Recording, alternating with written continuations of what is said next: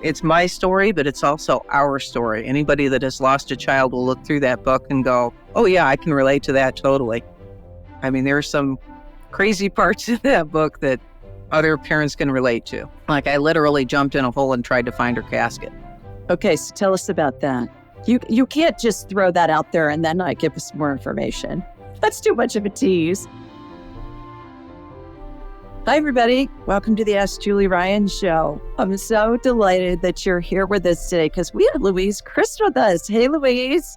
Hi. Welcome to the show. Well, thank you for having me. Such an honor. Oh, my gosh. Well, Louise is an RN with decades of hospital experience, and she's the author of Always Remember to Kiss Me Goodnight. What an amazing title. I love that title. And Louise has a daughter in spirit. Oh, she has the book right there so we can see it. Terrific. So I asked Louise to come on the show to tell us about her experience in working with patients at the end of their lives, and also if those experiences helped her navigate it when her daughter passed. So, Louise, lots of questions for you, my girl. God bless you. And everything that you've been through and that your family's been through when your daughter passed. I hear you say that although people die, love never does. Tell us what you mean by that. Love is infinite. It never, ever stops. Even though our bodies die, I believe that those on the other side still have a way to send their love to us. And Julie has demonstrated that to me multiple times. Yeah, I'll bet. Is it possible to continue a relationship with somebody who's passed? Absolutely. Absolutely. The conversations can be a little bit one-sided until you learn how to communicate a little bit better with them. But if you're open to winks, I call them winks. Some people call them signs. They're there. I have proof. Yeah. Well, first of all, tell us about your daughter. And then tell us about some of the signs or the winks that she sent to you. All right. Jillian was 19 when she passed away. She had just started nursing courses for college, wanted to be a neonatal nurse, just loved babies. She died in a car accident. She was the passenger.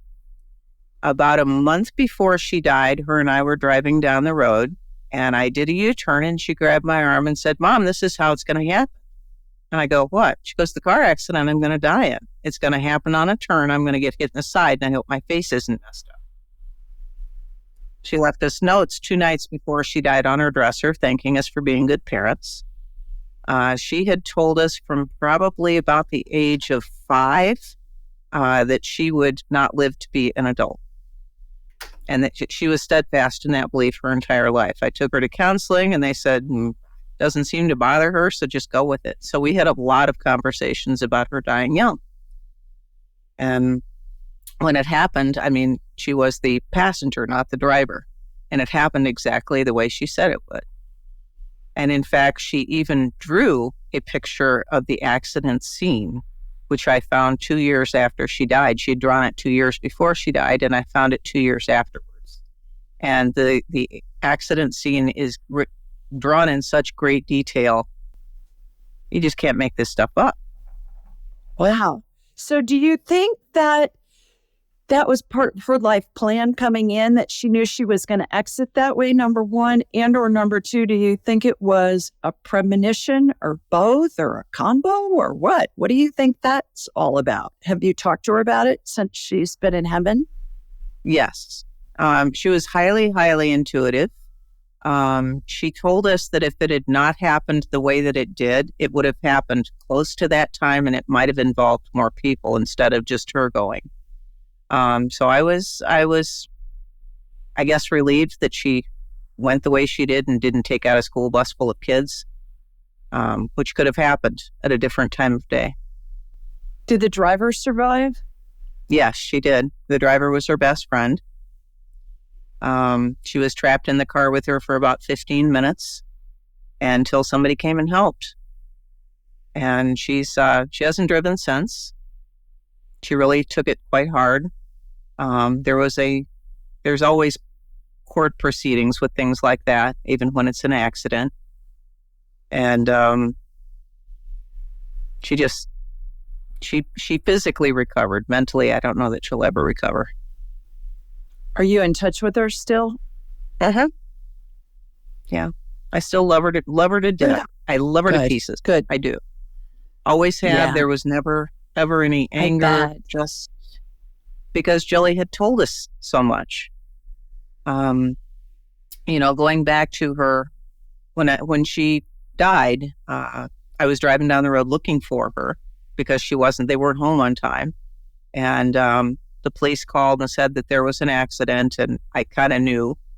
And as soon as I hung up, they confirmed that she had died, and I hung up the phone. I heard her right here in my ear going, "It's okay, Mom." I jumped before the impact. I didn't feel a thing. It looked like it was going to hurt, but it didn't. And my friend jumped out too, but I told her she had to go back because it wasn't her time yet. So I was like, all right. So I got to the scene. I identified her. She died with a smirk on her face. She was always messing with me when she was alive. Like, she would pretend she was sleeping. I'd go to give her a kiss and she'd scare me, and she had that same kind of look. So I'm sure I looked like an idiot walking up to the gurney going, "Don't you dare sit up. Don't you sit up." So when she died, we picked out, one of the first links was that we picked out a necklace for her to wear in the casket. And it had a charm that said faith on it. It had a little cross she always wore. And then it had a ring that she had just broken up with this guy they dated for about 4 years, but his grandmother had Alzheimer's and just adored Jillian. She forgot a lot of things, but she never forgot who Jilly was. So she gave her this little costume piece of ring out of a bubblegum machine, I think, and Jilly she wore it on the necklace. So we decided to have those things buried with her. And we got the clothes all ready. Monday afternoon, she died on a Saturday morning. Monday afternoon, we went and got all the clothes ready, and the ring was missing off the necklace. And we're like, that's really weird. No one's been in her room. Packed up the clothes, went to the funeral home, set the bag on the table with the clothes still in it. My husband sits down across the room, and he starts kind of like, and he goes, "What is that shiny thing over there under the chair?" It was Grandma's ring. At the funeral home, and we hadn't been there yet.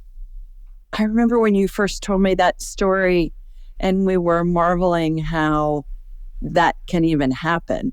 How do you think something like that happens? How does that object show up to a place where you haven't even been? I have no idea. I was hoping somebody could explain it to me. But she leaves us quarters. That's her thing, is quarters. So she leaves those in really bizarre places. And if I had an answer to the ring, I'd have an answer to the quarter. Yeah. Well, like where? Where are some of the places where the quarters show up? The very first one showed up on my youngest daughter's chest the morning after she died. And she didn't think much about it. We were all in shock. And this was her baby sister, her best friend, and my youngest daughter, Sierra, put her feet down on the floor and stepped on a quarter, went over to put on her makeup. There was another quarter. There were so many quarters at her funeral that people would stop by and say, "Did you drop this? You must have dropped this. I was wearing a dress without pockets." So Jilly has about $5 in quarters with her in the casket. There were that many quarters being dropped, and no one knew where they came from. They weren't there a minute ago, and all of a sudden they were there. Wow. She's like a little Houdini. She is, and she was when she was living, too. She had a very unique sense of humor. But my husband built a Jilly garden for her, and he dug this circular area that was probably 15 feet across and about a foot deep, and he took out every rock, every piece of stone to put the foundation down for this garden, and he hit a tree root. And he got out the saw and he sawed up this tree root and found what he thought was a button underneath, but it was actually a quarter when he rinsed it off. Now, we've lived here since 2000, and my parents have lived here since 1986. That part of the yard has never been used for anything.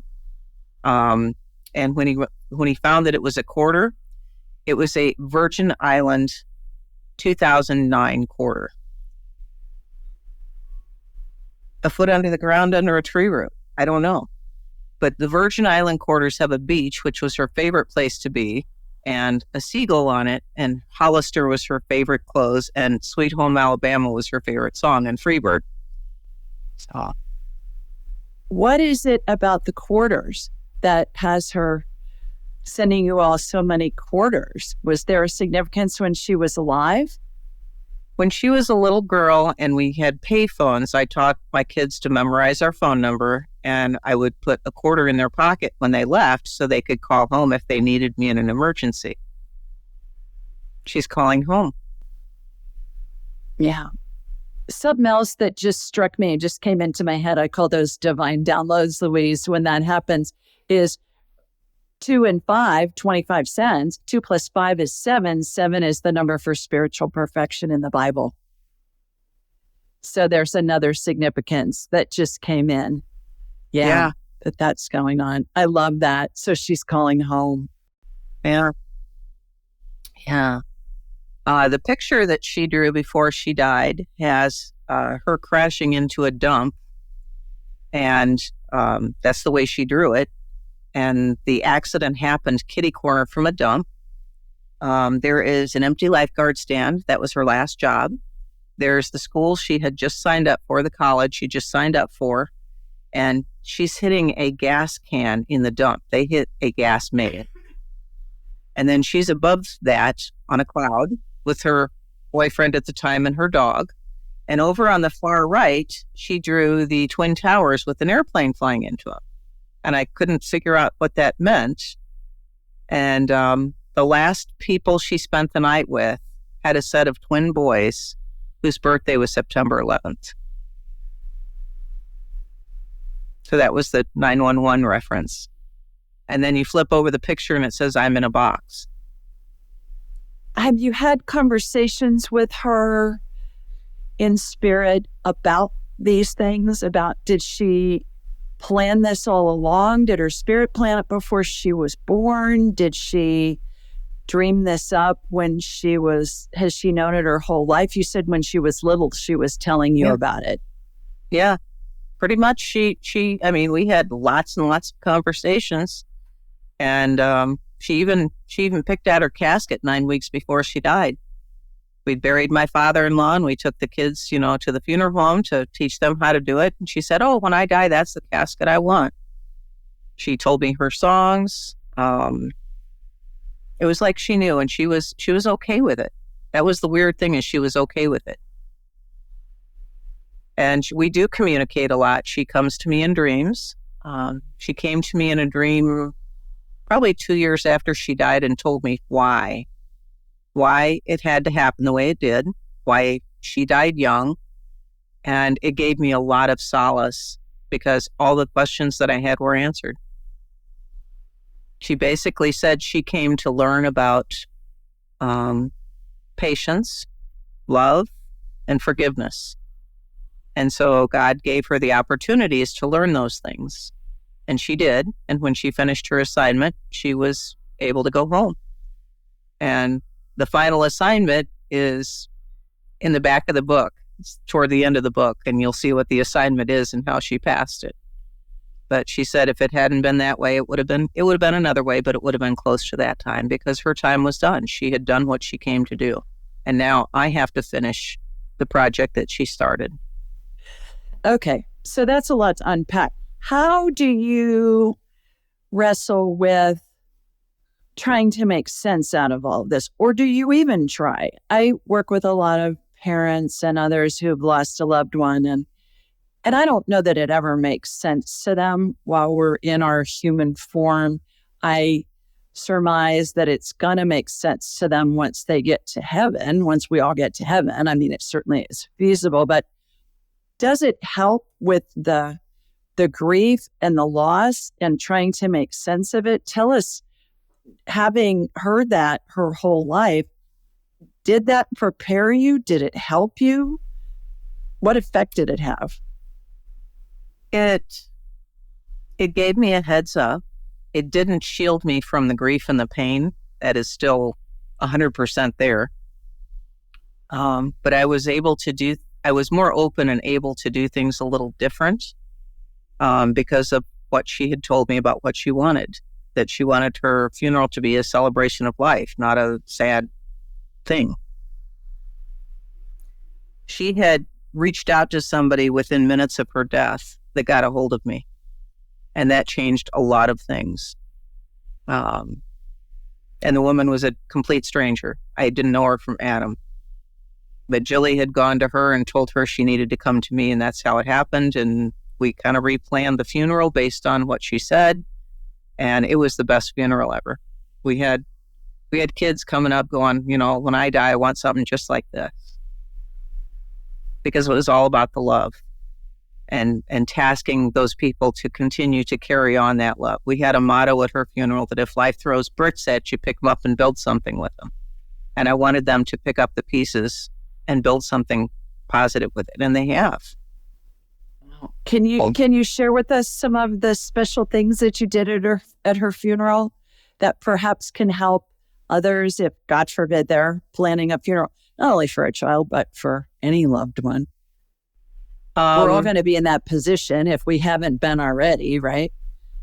Yes. Yeah. So everybody pretty much, unless you die really young, ends up planning a funeral at some point. So she had already picked her casket. That was a no-brainer. Her godmother was the funeral director. So her godmother prepared her and got her ready. We did some special songs. Like I said, this was fresh off my father-in-law's funeral, so she helped me pick out the songs to that. One of her favorite songs was Freebird, so we played that. We had two of her high school teachers read poems. One was Edgar Guest, To All Parents, which I heard for the first time when I was 16 and a friend of mine was killed. And her parents read that at her funeral. And I said, if that ever happens, I want to do that for my kids. We ended up playing Testify to Love by Winona Judd because it was on a CD on my dresser. That was not originally part of the funeral, but it kept falling off my dresser that morning. And I finally looked at it and said, do you want me to play this? And got the answer, yes. So we put that on at the very, very end, and all 600 people were standing on their feet and waving their arms and hugging each other and crying and laughing and singing, and it was great. We had cheerleaders we had all the cheerleaders come up front. They made up a cheer and cheered her into heaven with audience participation. We had we had Freebird.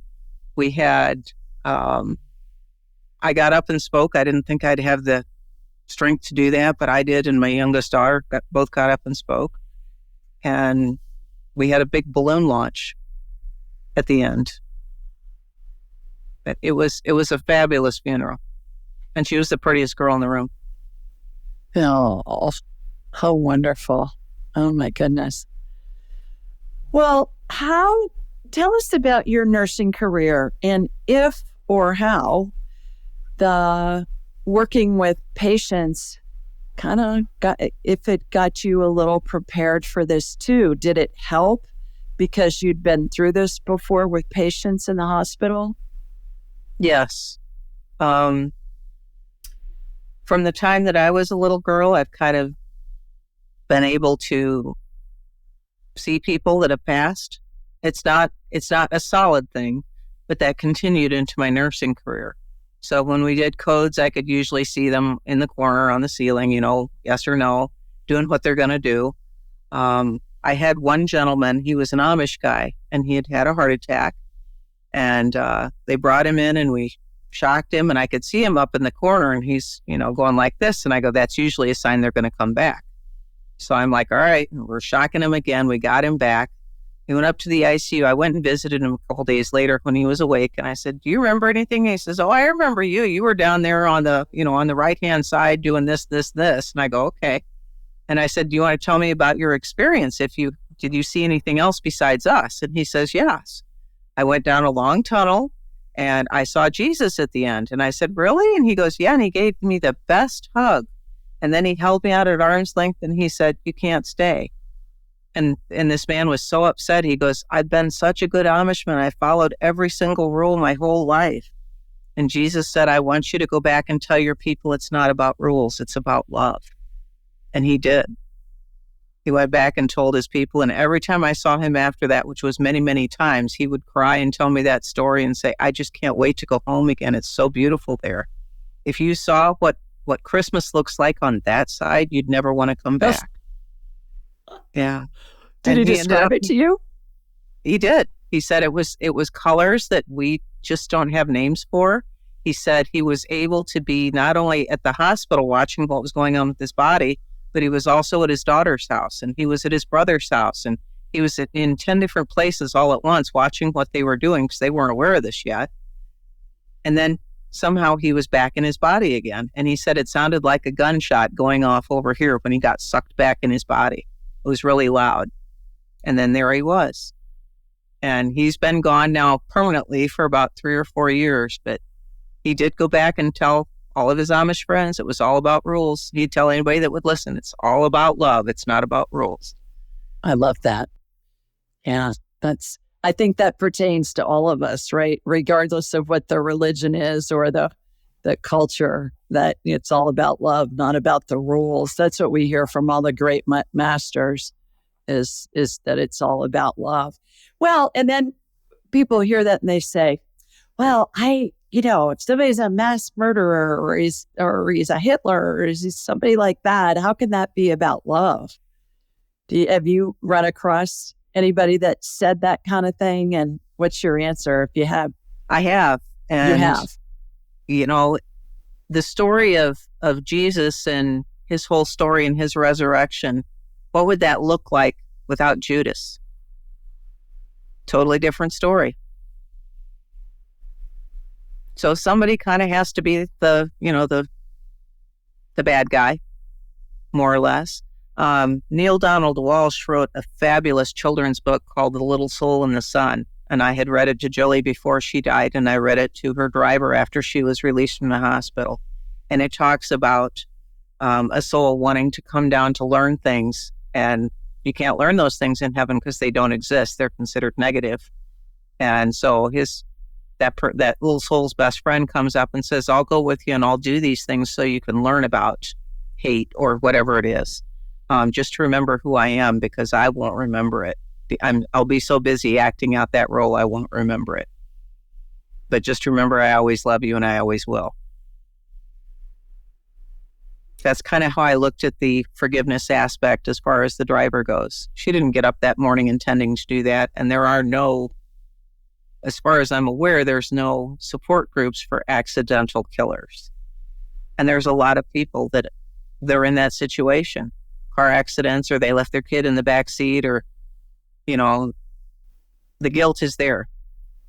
Laura Bush, former First Lady Laura Bush, was in an accident. I think she ran a stop sign when she was in high school and killed, the accident killed one of her classmates, a boy.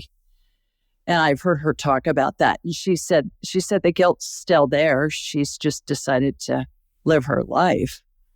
But I sometimes I think that's harder, perhaps, than even being a family member who's lost somebody. What are some of the other experiences that you've had with your patients? Have you had any patients see deceased loved ones or pets in the room at the end of their lives? Oh, yes. My father-in-law and I was his final nurse.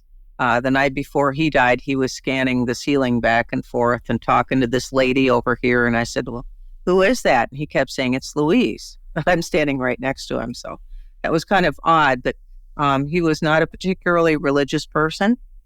So as far as I can tell, he was doing his life review. I have had people, I can see them at the foot of the bed. Not everybody can, but I can show up when someone is about to die. And the patient can see them because they get this big, beautiful smile on their face and say, there she is, or there he is, or, mommy or daddy, or whoever it is that came to get them.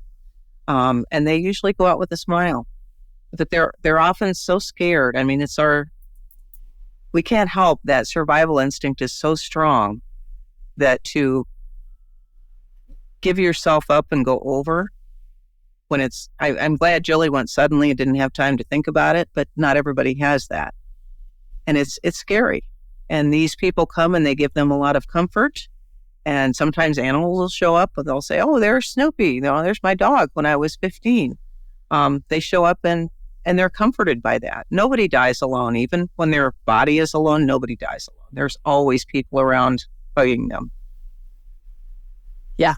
Yeah. Spirits. That's what I see too in my mind's eye and working with the families that I'm honored to have the opportunity to work with them and their loved ones at the end of their lives. And like you, spirits and deceased loved ones and pets and then angels surround them, and nobody dies alone ever. Nobody dies alone. And and university-based research shows that now, that 90% of people at the end of their lives see the deceased loved ones and pets and angels. A lot of people see angels too. Have you had any of your patients that have seen angels? Yes. I have. Several of them have. And they tell me that they're very tall. They're taller than humans, so 8, 9, 10 feet, whatever. They glow. When my grandfather was dying after a stroke, the nurse came in and was turning him or something, and he reached up behind her and he wanted to know how her wings were attached on her, because he was a very analytical kind of guy and built stuff. And he was so confused, but, well, how do you have those wings attached? They're so big. Was he seeing that? Yeah, I believe he was. Yeah. And especially with the babies, when we've lost children, you can feel the angels in the room. The room gets a little bit warmer and it feels like you're being hugged. Interesting. The room gets warmer because most of people that I've heard talk about the experience say that the room gets colder. So maybe it's an angel thing where the room is warmer. Huh? Yeah. I haven't ever heard that before.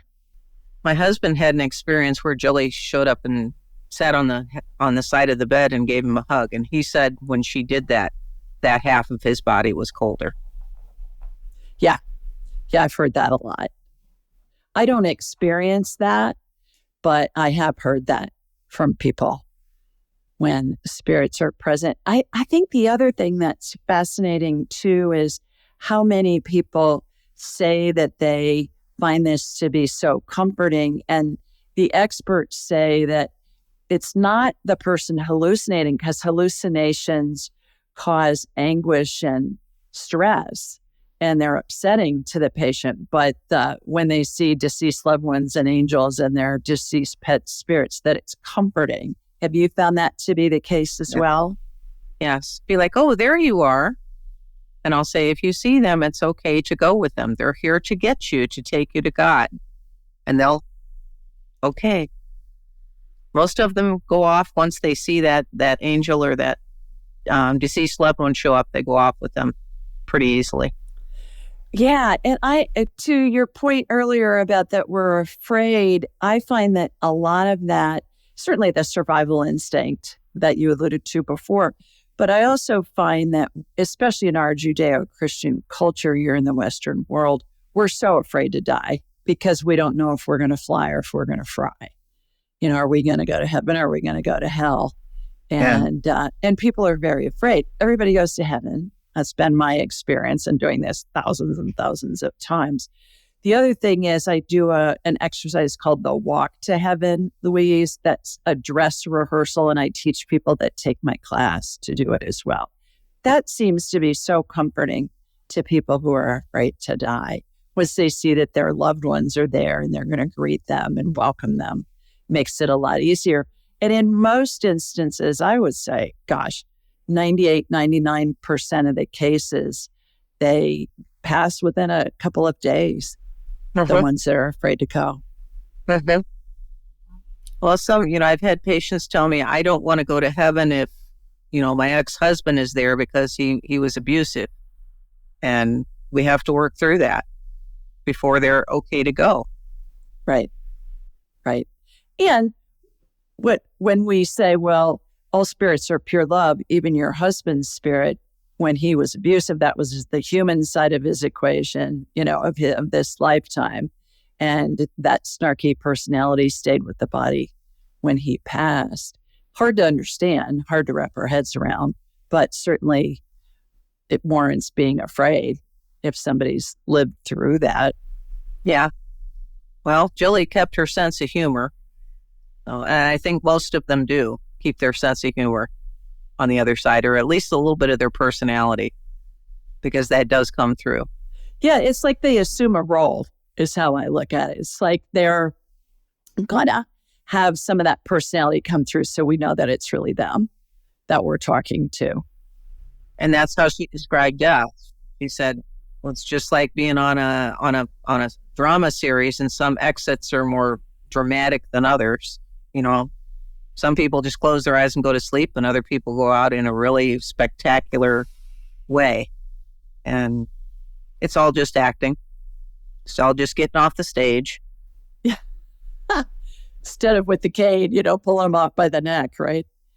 Are you seeing a shift in your medical provider colleagues that gives them the opportunity to at least come up with the spiritual side of the end of life procedure is feasible? I mean, do they seem to be more accepting of it than they were perhaps when you started your nursing career, or is it about the same?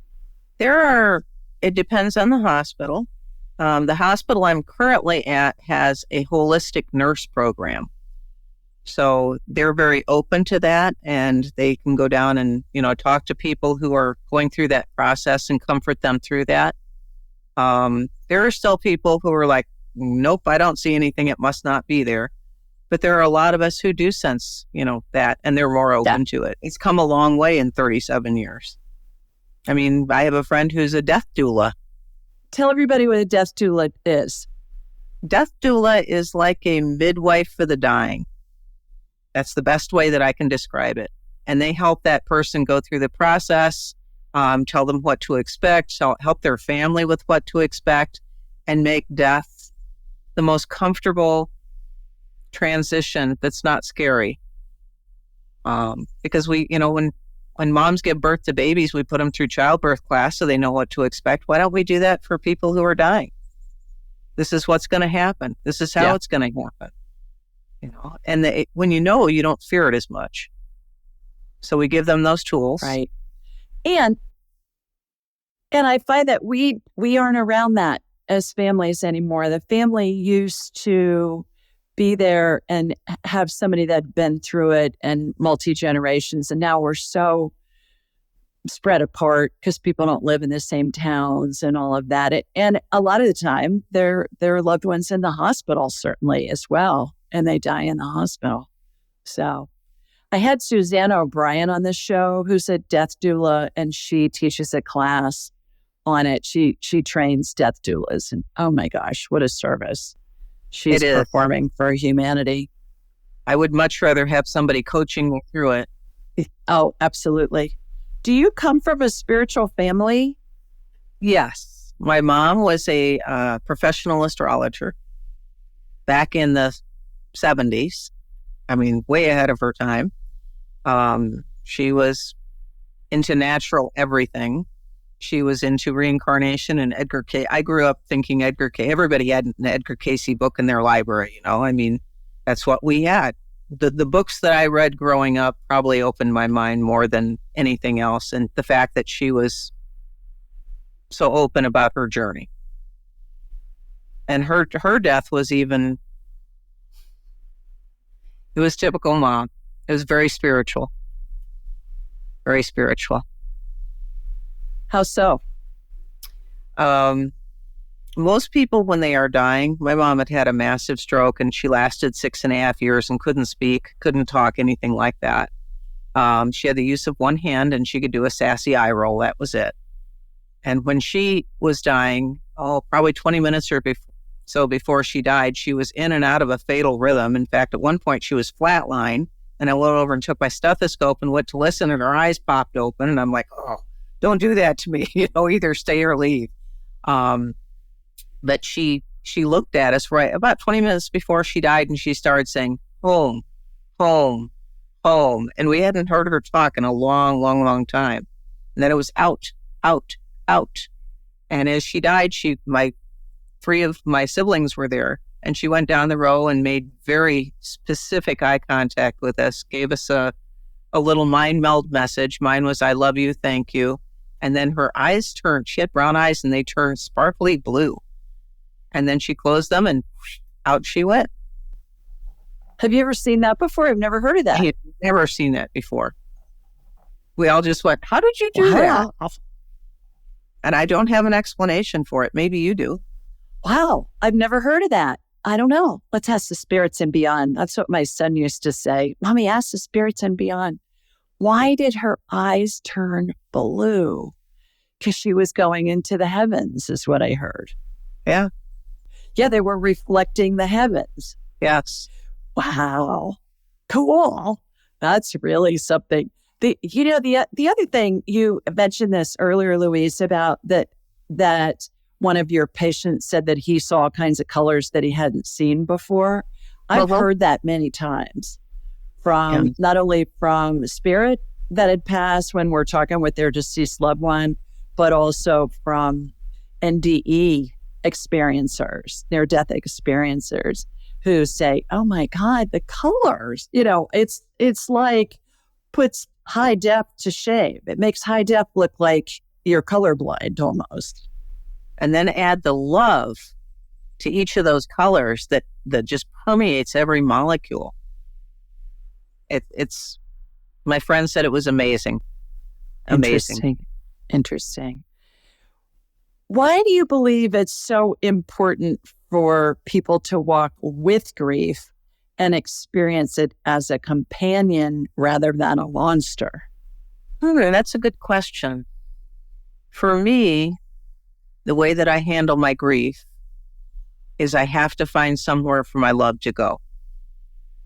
Because if you put it off as a monster, it's over there in the corner, it's constantly chasing you. Your entire life revolves around that. If you are doing it to find somewhere for your love to go, you carry it with you always, but in a good way. When we get close to our anniversary, my random acts of kindness they get ramped up because I have to do something. I can't hug her, but I can give out hugs for her or from her. If you learn to walk with the grief, it's not really the monster you think it is. It does change you. I don't remember much about myself before that day, but I know I was a different person. And I think that when you walk with love, it makes you more sensitive to other people going through that. You can kind of pick them out of a crowd. There's something with bereaved parents. I mean, most bereaved parents would agree with me that we don't think twice about stopping it at a visitation or sending a new parent a note, even when we don't know them, because now we're part of one group. And if you don't have somebody to hold your hand as you enter that group, it's kind of hard.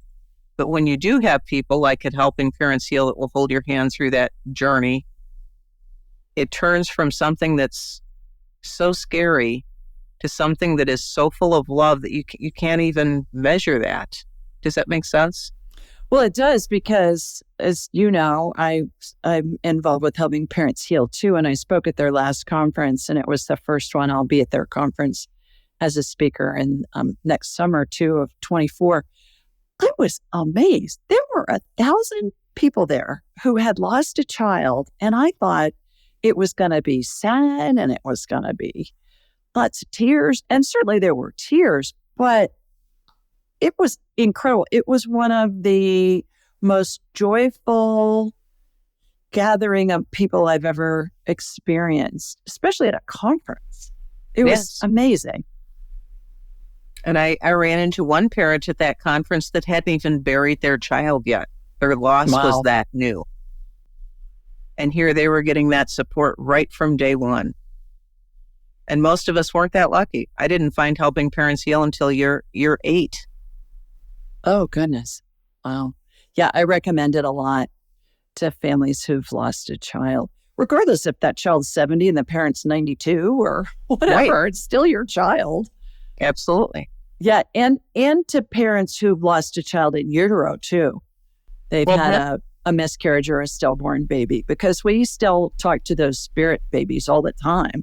I do with clients. And along those lines, the research shows, and certainly I know from working with so many families who've lost a child or any loved one, the research corroborates that one of the easiest ways to help solve grief is to talk to your deceased loved one's spirit. Have you found that to be the case as well? Absolutely. Yes. Absolutely. And ask, hey, I'm feeling low today. I need a little wink. Can you send me one? Order will show up, or somebody will send me just the other day, somebody took something out of their storage unit. It was a statue in pieces, and she picked up all the pieces, and there was a quarter under one of the pieces. Oh, my gosh. In a shopping bag. Well, in a shopping bag. In a shopping bag. Oh, my gosh. Tell us about the dream you had with Jillian Jesus. The dream I had with Jillian Jesus, that was more of a visit, but it was a dream. It was so real that I can still remember every bit of that dream. But in the dream, I was walking through the forest, and this beam of light came down. And at the bottom of the beam of light, Jesus was sitting there in a rocking chair with this little girl. And as I got closer, I realized it was Jilly. And then I was suddenly glued to my spot. I could hear the conversation, but I couldn't go pick her up. I couldn't go talk to her. And she's telling Jesus, that she wants to come to earth and try patience and love and things that you can't experience on earth, forgiveness. And he said, well, okay, that's fine. Everything that you do is your gift to someone else. Everything that they do is their gift to you. So when you meet somebody new, you have a unique gift for just them, and the same, they have a unique gift just for you. And you will have lots of opportunities to learn about forgiveness. I'll give you a great big sense of humor. She thought that she could just go run back to heaven every night. And, that's why the name of the book is always remember to kiss me goodnight. She said, I'll come back every night and sit in your lap and give you a hug and a kiss. And he said, you can't do that until the silver cord is dissolved between your body and your spirit. And she's like, what? No way. How am I going to get along without you? And he said, well, I'm going to give your body just a little tiny bit of heaven. And when you're on the right path, you'll know, because it'll feel like I'm hugging your heart. And so she did. And he sent her down this slide and right into my arms when she was born. And I understood now the forgiveness she wanted me to learn. And I did. That's chapter 2 of the book. Yeah. Well, forgiveness, certainly with her friend who was driving the car when she was killed. My goodness. I don't know that any mother, let alone any person, would have a bigger lesson in forgiveness than in a situation like that. I can't even fathom it. I had a lot of good role models. Yes, I did. When I was in high school, I had a friend who was 16 who was murdered. And her parents got up and told everyone in that church that morning that they needed to forgive the murderer, and we didn't even know who it was yet. Turned out to be a classmate. He just recently got out of prison. He was sent when he was 17, and he just got out. And her parents were instrumental in him getting out. They asked for leniency and clemency. Went and visited him in prison. That was their only daughter. So I had some very good role models. Well, that was like Pope John Paul II going to visit the guy who shot him and forgiving him when he was in prison. Mm-hmm. I don't remember what the year was when he was shot, because he and President Reagan were shot like within a month of each other, I think. They both had assassination attempts on their lives within a month of each other. And interestingly enough, speaking of those two, I read a book. It was by Nancy Reagan, President Reagan's widow, and the interviewer said, "Well, who did the president have a best friend?" And she said, "Yeah, Pope John Paul II." And I was surprised by that, but she said they shared so much in common because both of them had assassination attempts around the same time. Neither one of them was expected to live. They both lived. And then they shared so much in common because of that, not only that situation, but also because of their faith. And they knew that they were here to do a job, and there was way more to the equation. And it made them really focus on what it was, what their life's mission was, what they were supposed to do. And then they worked together, actually. There are wonderful books about this, about how they worked together to help with the fall of communism from Eastern Europe and the fall of the Berlin Wall and all of that, and how the priests behind what they used to call the Iron Curtain would deliver messages to the Vatican. And then Casey, who was Reagan's head of the CIA, would fly into Vatican City in the middle of the night, and they'd get that information. I mean, it's really interesting to see how the two of them worked together on this mission after both of them lived after their assassination attempts. So that comes to mind with all of this as well. When we incarnate, what do you think's going on there? Why do you think we all incarnate? To come and learn what our soul wants to learn. You know, my soul needed to learn something than Jilly's soul did, or I wouldn't still be here. But I think some of us come specifically to learn hard things, and to try and make the best of that.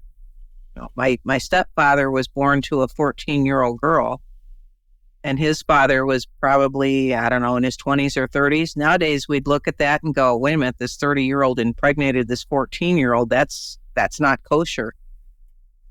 And he raised himself. He could have been bitter. He could have been many, many things, but he wasn't.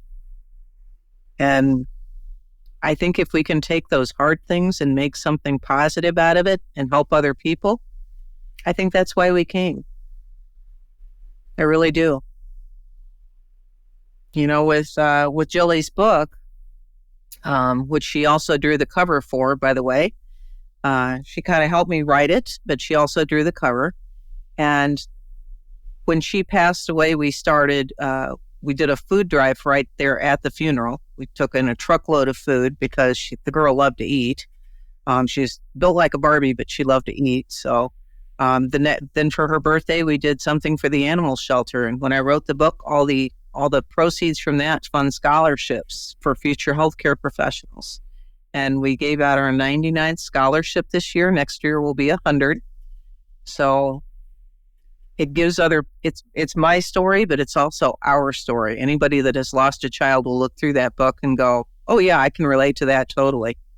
I mean, there are some crazy parts in that book that other parents can relate to. Like, I literally jumped in a hole and tried to find her casket. Okay, so tell us about that. You can't just throw that out there and then not give us more information. That's too much of a tease. I had gone to the cemetery and I noticed that her flower pot was moved. She didn't have a stone yet, and her flower pot was moved up. And I went up and there was this green board there. Well, curiosity got the best of me, and I lifted up the green board and I'm like, I know her vault is right there. I just got to touch that vault. So I picked up a stick and I started kind of poking to see if I could find it. And I was so wrapped up in trying to find this thing, I was on my belly looking in this hole. I didn't notice that I was no longer alone. So I looked over and there's a pair of feet right here. And I'm like, oh my gosh. And it was a very well-known person in our town who was part of the city government. And she said, what are you doing? And I'm like, she goes, you're trying to find her vault, aren't you? And I said, yeah. She goes, hold on, this has always been on my bucket list. And she runs back to her car and she comes back with this thing that looks like a snow scraper and jumps in the hole and starts digging for Jilly's vault. And I'm just like, I'm still laying on the ground and she's in the hole, and this other car pulls up and it turns out to be her aunt. And I'm like, don't you dare pop up out of that hole. And she pops up like a jack in the box. I think ants weighed a little bit, and she said, oh, I dropped my phone in that hole. That's what I was doing down there. Well, we did eventually find the vault and took pictures of it. I can tell you that it's on 4 or 5 people's bucket lists, apparently. Who knew? But, that sounds crazy unless you've been through losing a child, and then it's not crazy at all. I know people that have gotten exhumation orders because they just don't believe that's their child. And yeah, so I mean, grief makes you do crazy things. Yeah, interesting. When my sister died, we buried her on her 50th birthday. I kept having this dream about her inside her casket, and it was winter in Ohio, in Columbus, Ohio, and she was buried, and I just kept having this dream of her being cold in the casket, and I would wake up from it and think, what? And so I thought, what can I do to help her? And once I had that thought, Louise, the next thing I knew, there were all these little fairies. They looked like lightning bugs. They looked like Tinkerbell. And her casket inside with her was full of these little fairies, and they kept her warm. And then I never had the dream again.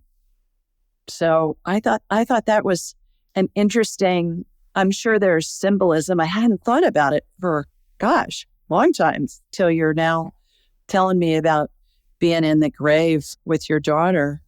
But the fairies, they all look like Tinkerbell. Yes. Like a cross between Tinkerbell and a lightning bug. Yes.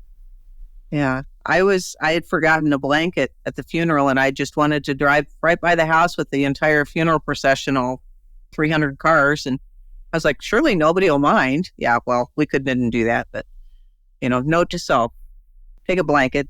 Yeah. Yeah. Oh my gosh. Well, thank you for sharing all of these precious stories. My goodness, everything you've been through. Thank you for all you do to help the world and also parents, especially who've lost a loved one. How can people find out more about you and your work and get a copy of the book?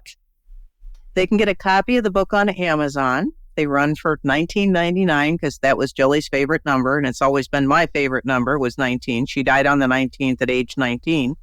Oh my gosh. And all those, like I said, all the proceeds go to her scholarship, which is on Facebook, the Jillian Crist Memorial Scholarship page. And even the book, I was getting to the point where I needed to come up with about $2,000 to publish it. And we're driving down the road one day, and I just said to my husband, where in the world is that money going to come from? And the phone rings. And we have something called a hospice duck race, where they let ducks loose in the river, and the first one to cross wins the prize. And the phone rang, and I had won the $2018 prize that morning, which was donated by her godmother, who's the funeral director. So, yeah. And it was 2018, 2/18. Her birthday was 2/18. So just another wink. You just can't make this stuff up. I have a whole other book full of things you just can't make up. Yeah, I agree. Well, thanks again for taking the time to join us today. Everybody's sending you lots of love from Sweet Home, Alabama, and from Michigan, too, where Louise is. We'll see you next time. All right. Thank you so much. Thanks for joining us. Be sure to follow Julie on Instagram and YouTube at Ask Julie Ryan, and like her on Facebook at Ask Julie Ryan. To schedule an appointment or submit a question, please visit AskJulieRyan.com. This show is for informational purposes only. It is not intended to be medical, psychological, financial, or legal advice. Please contact a licensed professional. The Ask Julie Ryan Show, Julie Ryan and all parties involved in producing, recording, and distributing it assume no responsibility for listeners' actions based on any information heard on this or any Ask Julie Ryan shows or podcasts.